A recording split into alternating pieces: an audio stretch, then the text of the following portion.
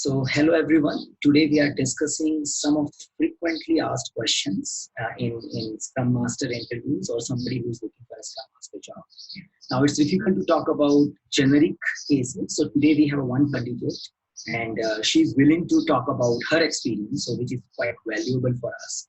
Now, before we start exploring what kind of questions she has been getting, maybe we know a little bit about her, so that you all can relate to what is the background, and then we may get into the question. So why don't you give a brief introduction of your background, and then we get started and explore the questions. Yes, Saket. So I have around 10 years of experience as a quality analyst, and recently I've taken up a role of a Scrum Master. Mm-hmm. So throughout these years, I've been involved with multiple projects within sectors like investment banking and corporate banking. So now I'm looking for a growth in my career, and I've given a few interviews. I've seen one pattern that in almost all these interviews, like same questions are being almost same questions are being asked in almost all the interviews. So with these questions, the interviewer actually wants to gauge your practical experiences through these questions. So I'm okay with the other questions, but these are the two areas where I struggle with the most, and I would need your help. So the two Sure. questions that are frequently asked in interviews are So just before we get into the questions, so you how long you have been working in Scrum environment? in Scrum environment, I have around 5 to 6 years of experience. Okay. So when you were working as a quality analyst, there also you were working in a Scrum environment. Yes, that's correct. Okay. So, and as a Scrum Master, you recently started. yes, that's correct. So that's also not like on paper. It's just not. But the role is of a Scrum Master. So, Okay. So the designation is still quality related, but you are correct. playing the role of a Scrum Master whenever you are getting an opportunity. Correct. Okay. Okay. Let's go with the question. So bring your first question, and then we explore something next. Okay. So the first question is that I'm being frequently asked is give a few examples of the risks that you have managed as a Scrum Master.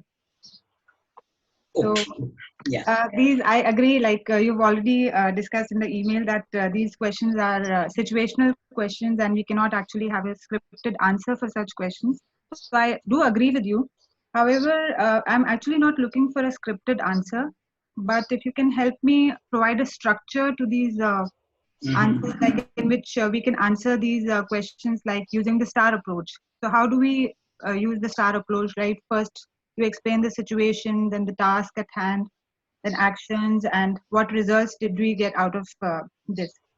So this is where I struggle, that how do I explain the situation, what actions did I take, and the results. So I think the actions are more important as far as my role as a Scrum Master is concerned. Okay. So there are 2-3 things which might help you to find out the answers. And this was also one of the favorite questions of interviews for project managers. So it is nothing new. And even 20 years ago, when somebody was hiring a project manager, they will put up this particular question. So first, we need to be very clear what is risk. So the idea of risk is that you are anticipating something, and in the anticipation, you identify pattern. Mhm. And you see that pattern and you take some corrective and preventive actions so that the bigger impact which might have occurred gets prevented. Though there is a theoretical definition of positive, negative risk and all those things, so I'm not going there. But in a simple way, that what you did which saved your team, that's the question they are asking. And what you did proactively ahead in time which saved your team. Okay. So you need to find some, and this is like an observation. In a day-to-day working, every moment we do something which saves us. And it is all about how do we see that. And sometimes we do a big thing, sometimes we do a small things. So things could be that many times the risks are associated with some of the assumptions. Okay. And many times the risks are associated with some of the dependencies. So assumptions could be business assumptions and technical assumptions. So your product owner might have made an assumption about customer segment. But proactively, if you coach them and take the product little advanced to the customers, you come up to know, you get awareness of that real requirement against something they were making. So that could be one thing that if I just take an example here, the situation could be that you were passionately developing something, hoping that this thing will create a great impact. Okay. And the product owner was quite confident that this thing is very great. It doesn't require bigger stakeholder demo. But after 3 sprints, he wanted to finish 7-8 sprints, then only wanted to go for a real user test. And I'm just giving an example. But Yes. but you saw that we are going too far, and there is a probability of that we miss what real user wants.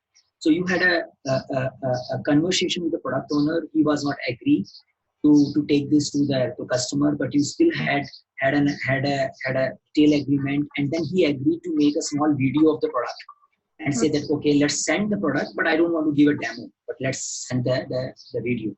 And you send the video, the customer got some idea, and they requested for the demo because they see some changes and reservations, and that resulted into a demo, and you uncovered various things which changed your path of upcoming 3-4 upcoming sprints. So what you mitigated here is that if you would have gone without feedback from the end user, you have been taking feedback from stakeholders and product owner, this for internal. But if you go far ahead without taking the internal, the end user's feedback, you might have had a more reason. So that could be a one business side thing. Similarly, you can have a technical sides also. So maybe the team was delaying working on non-functional requirement for a while, and you saw that this has an impact, and it may result into good amount of architectural revamping. So you insisted strongly to improve the definition of done, and you negotiated with the product owner to let the team take non-functional requirement little more in the upcoming sprints. And by doing that, team uncovered a lot of issues which made them revamp their architecture, and there was a rework. But if you have gone long, that rework would have been more. So these like possible things. Now, when you put this into your context, you need to put up with more examples, maybe more name of the area, your investment banking examples, that okay, we were working in a payment system, we were working in a evaluation system, and this system or that system. So you bring that, and you really bring that, and you also bring up your stakeholders. Somebody might be sitting in US, somebody might be sitting in Europe, you might be talking to US guys but not taking feedback from Europe, but you insisted that happened, something like that. Okay, yeah, both these examples are good examples. So one more point that you had covered earlier was the company was planning to hire a vendor, and you worked with 2 vendors, and later one vendor failed in delivery. So this was one risk that you highlighted. So can you give an example of this using the STAR approach? This thing is more like projects. Now, I didn't spoke about it because I felt that maybe not that much relevant. So when you work with multiple suppliers and you are working in a system integration projects, assuming, so where others people also plug in to you. So you were thinking of working with a one supplier, but somehow but this is little tricky because you need to have a lot of influence to take care of that kind of risk mitigation, where you influence the procurement guys to work with 2 vendors rather than 1 vendor. And I don't know how well you can fit that, but situation could be that procurement guys who are going with a 1 vendor, you explain them that it will be risky to just rely on a 1 vendor, let's go with the 2 vendors. And finally you figure it out that the earlier vendor didn't perform, and since you were already working with the second vendor part of the job, then it helped you to mitigate the impact on your project or your work. Okay, Saket. So any other example that you can give for risk, like related to Scrum Master? Because I Yeah, think this would not fit for the Scrum yeah, Master. this was not with the Scrum Master, and many things. So you can focus on like definition of done. So insisting and making people improve definition of done, which mitigates a lot of risk, is a pure Scrum Master risk. Coaching a product owner is a pure Scrum Master risk, but that requires a little bit more maturity, because coaching a product owner itself is a big thing for a product owner. So you talk about technology. We looked at business risk. We looked at technology risk. You can also look at other areas of risk, like people risk. You can Okay. look at compliance risks. So yeah, so there were people risk could be that you see that there is a lack of collaboration, and which is resulting into poor and a lot of conflicts and more defects in your deliveries. So you have been observing. You also observed in the retrospective also, people were not talking about it.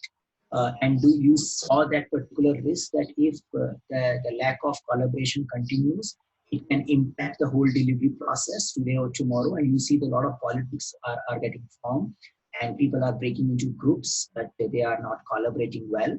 So you took a proactive approach. You facilitated an open discussion among those team members proactively, and you made them talk about it, and discovered few issues which were systematic in nature, and then you worked on them, which mitigated the risk of future deliveries getting impacted because of lack of collaboration.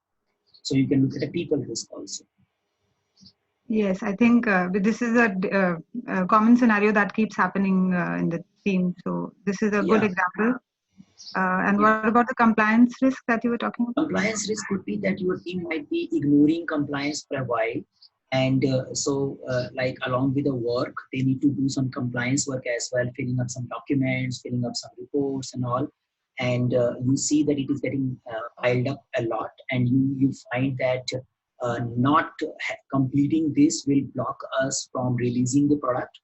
And then you had a discussion with the product owner, and made him agree to allocate some part of the upcoming sprint. So give some time for the compliance work rather than keep pushing the product backlog for the development team. And with the help of that, you taken care of the compliance ahead in time. While taking care of compliance, something also got discovered which also impacted your future delivery, and you mitigated the risk of rework, because if you have delayed the compliance work, it would have been long. Something like that. Okay. So any example of the like report which can like which would stop us from releasing a product? Yeah. So it depends upon your environment. So if you have some organizational environments where, for example, your organization has a very sensitive work process for ensuring that new delivery should not hamper the past deliveries, and there should be a complete traceability till the time that doesn't happen. We don't let it go into the production. Maybe just an example. In some organizations, they have a very stringent process because of security and compliance is need. Okay. Now, team might not be focusing on that because they were focusing on user story and developing things. Yes. And but you saw that, but that was a criteria for releasing, but they were postponing it, that we will do at the end. You brought it in advance that okay, it's been already a 2-3 sprints, and better we do this work at least for the work which has been completed. And while doing it, they realized that some of the work which is needed with the user story was missing in their planning. So, for example, they were not preparing and storing the test data properly and test results properly. And they realized that not storing test data and test result will be a blocker for them going forward. So, based on this compliance work for the 3 sprints, they realized that, and you facilitated to improve the definition of done. So definition of done got changed, and going forward, they started adding test results and test data in the repository, something like that. Okay. Yes, that's a good example. What about lack of resources that can be treated as a risk, right? Uh, Yeah, that can be treated, but sometimes it becomes too generic, So there was a missing skills and all those things, and and the mitigation of it would be too much dependent on you are talking to the people who can provide individuals or infrastructure to you. But yeah, you can do that. So sometimes you may not have a test environment. So you work with the stakeholders and got the test environment early, so that your developers can test on the test environment rather than keep testing on the development environment. Yes, yes, yes. Okay. Because that also is a common scenario that happens, like we are not receiving the environment on time, or the environment has a lot of issues. True. So, So start thinking in these directions, and bring up your real work, and that will help you to find out, okay, how as a leader of a team, you call it servant leader or a generic leader, or a facilitator of a team, you made team aware about various things which can derail their progress, and you did it proactively by looking at some trends. okay. Thanks, Saket. So this was Mhm. about the risks that you've spoken about, and the another question is that is frequently asked is, give a few examples of the impediment that you have solved. So what is the difference between these questions? What are the risks and the impediments? I am aware what are the risks and the impediments, but what situations can we bring in the impediment? I think a lot of things may be just a presentation. How do you present it?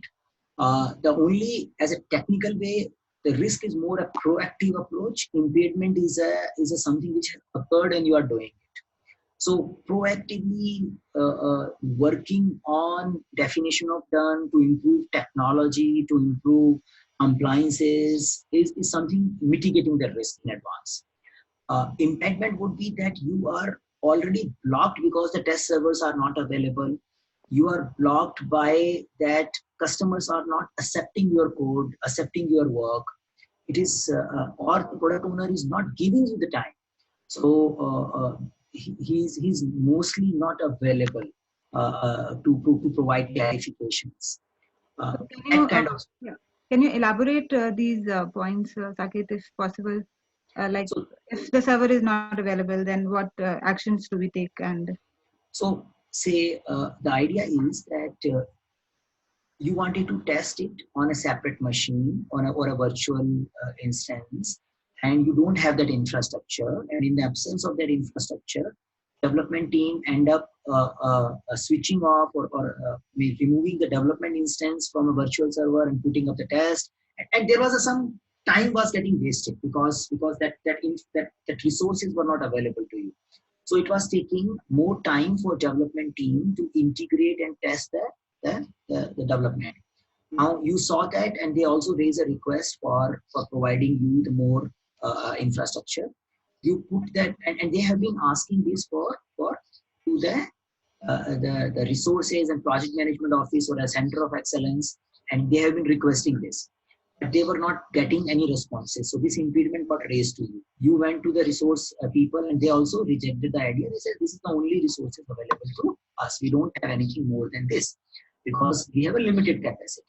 But you keep insisting that we are getting good amount of we are losing good amount of money because of good amount of time because of this lack, but they didn't buy your idea. Then you went back and you did you prepare a presentation where you quantify the amount of time the team is losing because of unavailability of that particular infrastructure.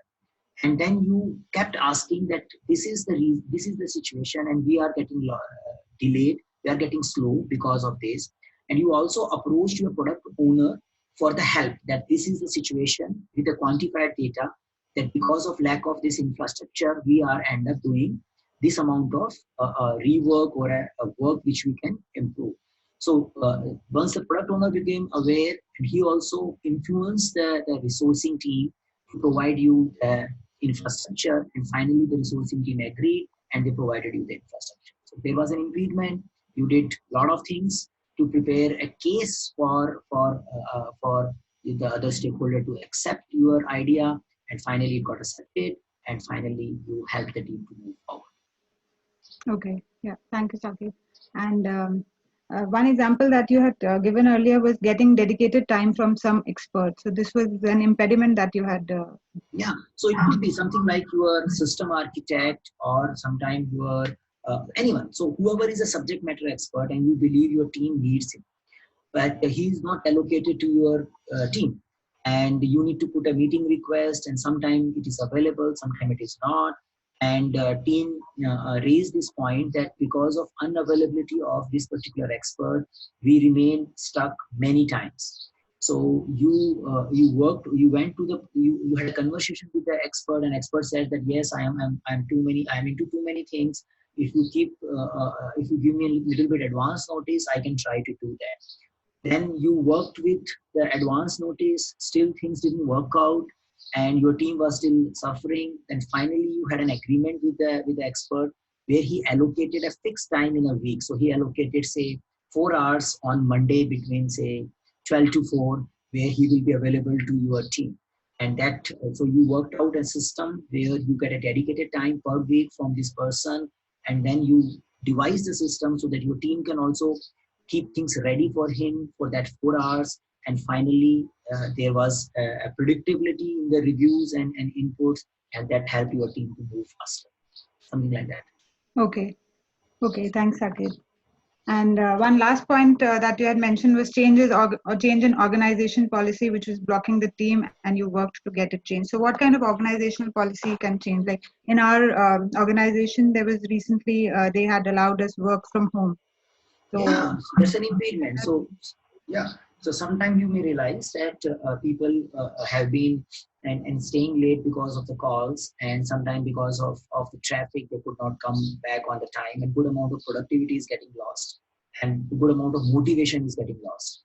So you work with a group of people to allow some to come up with a work from home policy, which can help people to work from home, and once in a week or something like that, and which can take the thing forward. So the block of that's possible. You can put it like that. So you need to see what is the benefit you are getting from that policy, and what was the pain before that policy was not there. So what was the pain and how it got resolved, and what you did in between, working with the other Scrum Master, working with the other coaches, working with the organization HR, to put this point forward again and again in between, where so that led to change in the policy. okay. Any other organization policy that you can give example of? So in out time could be a one policy. So some organization has a very stringent office coming time, and your team might be doing the work with your US customers, so they get late, and but they have to come early in order to compliance with our organization policy. And you found this was becoming a big trouble. So you work with them and you put a flexibility for upcoming timings. So that's the one point is possible. Yes, I think that's also happens in our organization. So that's a good example that I can make. Yeah. Okay. Good. Yes, Saket. So these were the only two questions which I was Good. Yeah. maybe Good. Good. yes, I'll frame some questions as per your guidelines. Good. Good. Thank you. Thank you for bringing your questions here. Thank you so And much, yeah, Saket. it was nice talking. Thank you so much. Bye.